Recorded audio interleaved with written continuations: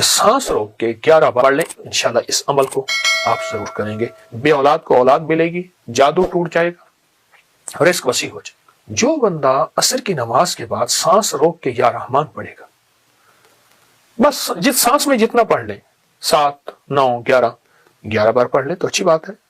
सांस रोक के 11 बार या रहमान पढ़ेगा, उसको 3 तोहफे मिलेंगे, बे औलाद को औलाद मिलेगी, जादू टूट जाएगा, रिस्क वसी हो जाएगा। असर की नमाज के बाद कि सांस रोक के 11 बार या रहमान पढ़ लें, आंखों से करिश्मे देखें, बंदिशें, बीमारियां खत्म, रिस्क वसी और अल्लाह के खजाने गैब से उसको रहमत मिलेगी और जादू जिन्नात असरा और बे औलादियां खत्म हो जाएंगी। तो इंशाल्लाह इस अमल को आप जरूर करेंगे, इससे बहुत फायदा होगा। अल्लाह हमारी हाजिरी को कबूल फरमाए, अल्लाह हमें इसका सिला दुनिया में भी अता फरमाए और इंशाल्लाह आखिरत में भी अता फरमाएगा। आज के इस दिन में इसमें कोई तन्हाई का लम्हा और ऐसा तन्हाई का लम्हा हो कि जिसके बारे में है कि या अल्लाह दुनिया में ऐसी जगह कोई कहीं होती, अकेले बैठे रहते, याद तेरी दिल नशी होती। या अल्लाह दुनिया में ऐसी जगह कोई कहीं होती, अकेले बैठे रहते, याद तेरी दिल नशी होती। कोई तन्हाई का लम्हा, बस अच्छा चंद मिनट, चंद लम्हे हों, सिर्फ ये देखना यह है कि उसमें सिर्फ तसव्वुर करना है, मैं अल्लाह को देख रहा हूं या अल्लाह मुझे देख रहा है और अल्लाह मुझे मुस्कुरा रहा है, देखते हुए मुस्कुरा रहा है और अल्लाह मेरा राजी है। जितना भी कोई खताकार कहते हैं अपने आप को, गुनाहगार कहते हैं अपने आप को, स्याहकार कहते हैं अपने आप को, जितना भी खताकार गुनाहगार स्याहकार है, जितना भी गुनाहगार खताकार स्याहकार है, वो सिर्फ ये देखे चंद लम्हों में, बस इस तस्वीर में बैठ जाए, कोई न मुझको याद रहे, तुझ पे सब घर बार लुटा दूं, खाना है दिल आबाद रहे। क्या अल्लाह मुझे देखकर अल्लाह मुस्कुरा रहा है। और फायदा क्या होगा, वो भी बड़ी अजीब बात है। फायदा ये होगा कि हदीस कुदसी है, हदीस कुदसी है, हदीस कुदसी, और हदीस कुदसी में यह है कि अल्लाह पाक जल्ल शानहू के कमली वाले का फरमान है, मेरे बंदों मेरे साथ जैसे गुमान करोगे मैं वैसे मामला करूंगा। अल्लाह हमने तेरी मुस्कुराहट का गुमान कर दिया और तो यकीनन हमें मुस्कुरा के देखेगा। हमें जब मुस्कुरा के देखे तो हमारे सारे काम बन जाएंगे। मुझे एक साहब कहने लगे, वो वहां सऊदी अरब में थे, तो कहने लगे मैं वजीफे पढ़ता पढ़ता गया अपने कफील के पास कि मेरा पासपोर्ट वापस कर देगा, मैंने छुट्टी पे जाना है, मैं क्या होगा कैसे होगा। तो अपने दोस्तों में बैठा था, तो मैं ऐसे गया ना, मैंने सलाम किया तो उसने ऐसे मुझे देखा, ऐसे देख कर मुस्कुरा पड़ा। मैंने कहा बस मुस्कुराए, मेरा काम बन गया। कहने कैसे आए, मैंने कहा जी ये काम है। उसने अपने जो है खादिम को बुलाया, उन्होंने कहा जो ये कहता कर दे। कहा कि उसकी जो मुस्कुराहट थी, उस मुस्कुराहट ने मुझे उम्मीद दी कि मेरे काम बन गए, मेरे मसले हल हो गए, मेरी मुश्किलें दूर हो गई और मेरी नाकामियां खत्म हो गई। चंद लम्हे अपने दफ्तर में, अपने कहीं जगह कहां बैठे हैं, बस इस कैफियत के साथ मेरा अल्लाह मुस्कुरा के मुझे देख रहा है। जब अल्लाह मुस्कुरा के मुझे देखेगा, उस पे जो अल्लाह की रहमत और नजर आएगी, उस पे जो अल्लाह की अता और शफकत आएगी और उसमें उसकी शान करीमी आएगी। एक मुस्कुराहट से सारी कायनात के गुनाह धोल दे, एक मुस्कुराहट से सारे समंदरों को मीठा कर दे शहद की तरह, एक मुस्कुराहट से सारी सख्तियों को नरम कर दे, एक मुस्कुराहट से सांप के अंदर काटने की कैफियत को खत्म कर दे, एक मुस्कुराहट से खूनखारों को मोहब्बत दे दे। उसकी एक नजर और एक मुस्कुराहट सारी कायनात को बदलने के लिए काफी है।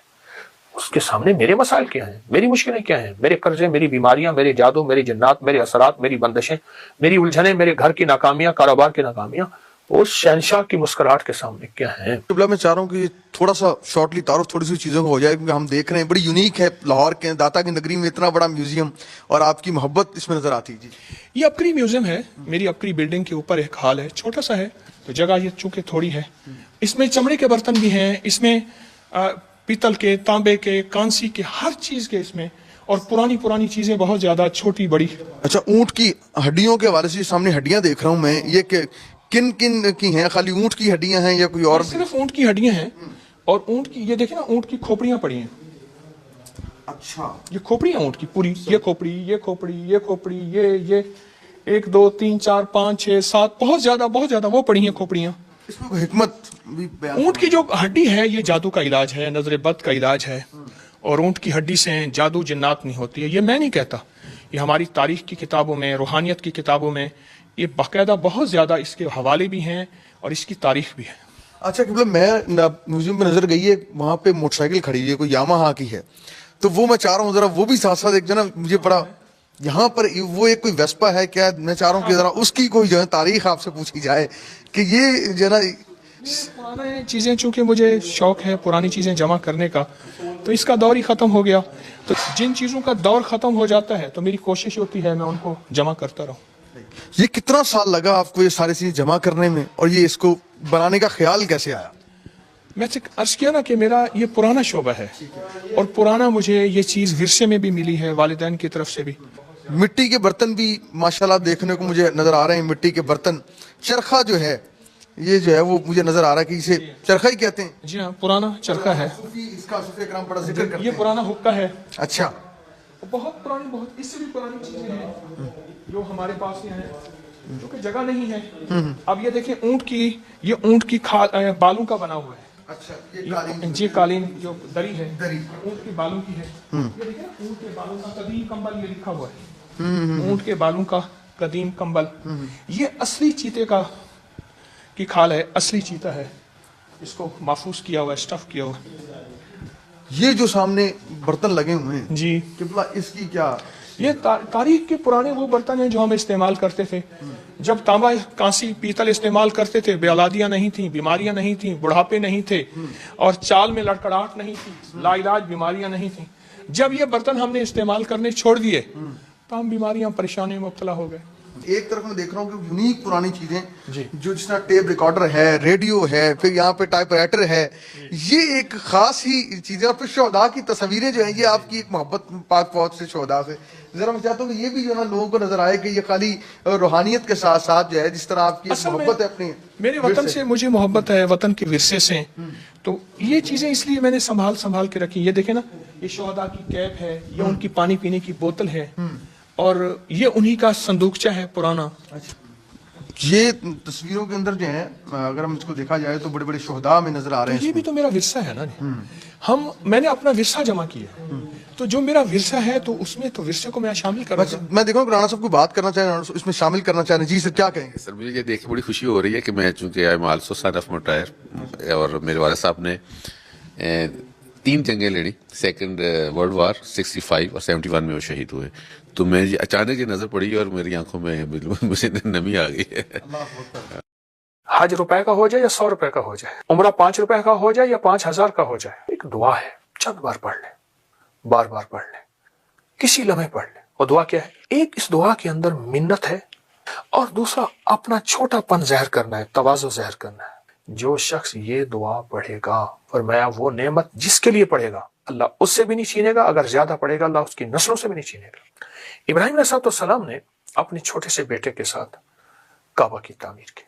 آج بھی آپ کعبہ کے اگر دائیں طرف جائیں تو ایک جبل کعبہ جگہ ہے، آج بھی اس کو جبل کعبہ کہتے ہیں. یعنی وہاں سے پتھر اٹھائے تھے، وہاں سے پتھر اٹھائے تھے. اور وہ پتھر بیٹا دے رہا تھا، اور اللہ اپنی قدرت کاملہ سے، اللہ نے ابراہیم علیہ السلام جس پتھر پہ کھڑے ہو کے تعمیر کر رہے تھے، اللہ اس پتھر کو اونچا کر رہا تھا. جتنی دیوار اونچی جا رہی تھی، پتھر بھی اونچا جا رہا تھا. آج بھی پاؤں مقام ابراہیم کے نام پہ موجود ہے. بڑی مشقت سے کعبہ بنایا، پانی نہیں، مشینیں نہیں، کچھ بھی نہیں، کعبہ کی تعمیر کی اللہ کے امر سے. جب یہ تعمیر کر لی نا، تو تعمیر کرنے کے بعد ایک دعا مانگی تھی. آج وہی دعا ہے جس کی بدولت دنیا کھچی کھچی، حج روپے کا ہو جائے یا 100 روپے کا ہو جائے، عمرہ 5 روپے کا ہو جائے یا 5000 کا ہو جائے، دنیا کھچی کھچی وہاں جا رہی ہے اور قیامت تک جائے گی. وہ ایک دعا ہے، وہ ایک دعا ہے. روزے کے ساتھ اس دعا کو اپنی زندگی کا ساتھی بنائیں. چند بار پڑھ لیں، بار بار پڑھ لیں، کسی لمحے پڑھ لیں، کسی وقت پڑھ لیں اس دعا کو. اور دعا کیا ہے؟ ربنا تقبل منا انک انت السمیع العلیم. یہ دعا ہے، ربنا تقبل منا انک انت السمیع. اس دعا میں 2 چیزیں ہیں. میں جو تفسیر کی رو سے یہ بات روایت سے اور اس کی احتیاط سے بتا رہا ہوں. ایک اس دعا کے اندر منت ہے، منت ہے، اور دوسرا اپنا چھوٹا پن ظاہر کرنا ہے, تواضع ظاہر کرنا ہے. انسان کوئی بڑی چیز ہو تو اس کو اس انداز سے بتاتا ہے, اور کوئی چھوٹی چیز ہو کہ یہ میری معمولی سی دال ساگ قبول کریں, دال دلیا قبول کریں, اور اگر بڑی ڈشیں ہوں جی میرا کھانا قبول فرمائیں. اس میں منت ہے, ربنا تقبل منا, تیری مہربانی, ربنا تقبل منا انک انت السمیع العلیم. کمال چیز, کمال چیز. یہاں تک ہے اس دعا کے بارے میں, اور میرے تجربات میں مسلسل ہے, جو شخص یہ دعا پڑھے گا ربنا تقبل منا انک انت السمیع العلیم, فرمایا وہ نعمت جس کے لیے پڑھے گا اللہ اس سے بھی نہیں چھینے گا, اگر زیادہ پڑھے گا اللہ اس کی نسلوں سے بھی نہیں چھینے گا. وہ نعمت کوئی بھی ہے, روزہ نعمت ہے, پھر روزہ نعمت مل گئی, پھر اس کی قبولیت کا فکر, یہ نعمت ہے کہ اس کا فکر, اس کے اندر فکر آ گئی کہ اللہ آپ قبول کر دے, ایسا نہ میرے منہ پہ نہ مار دیا جائے. یہ دعا پڑھنا, یہ قرآن پاک کی آیت ہے جو میں نے آپ کو بتائی ہے, اس دعا کو پڑھنا. افغانستان کا ایک بادشاہ گزرا ہے, مختصر بات بتاؤں گا. تو اس سے کسی نے پوچھا کہ آپ کے پاس اتنی نعمتیں, اتنی سعادتیں, اتنا سب کچھ کس لیے ہے؟ پر میں جب بھی کوئی چھوٹی سی چھوٹی نعمت بھی مجھے ملی ہے تو میں نے یہ دعا پڑھی ہے 3 بار, ربنا تقبل منا انک انت السمیع العلیم, ربنا تقبل. اس دعا کو پڑھا, کہا اللہ پاک کا نظام ہے, پھر اللہ نے مجھے جب لوٹایا ہے تو اس سے بڑی نعمت کر کے لوٹایا ہے, بڑی سعادت کر کے لوٹایا ہے, اور اس سے بڑی نعمتیں اور سعادتیں مجھے اللہ نے پھر عطا کی ہیں اس دعا کی برکت سے. یہ دعا اصل میں اس کی بارگاہ میں عمل کو قبول کراتی ہے. اگر نعمت ہے تو اس کو قبول کراتی ہے, اور دعا ہے اس کو قبول کراتی ہے, اس کریم کی عطا ہے اس کو قبول کراتی ہے. یہ دعا بہت طاقتور دعا ہے, نسلوں تک یہ سعادتیں, یہ نعمتیں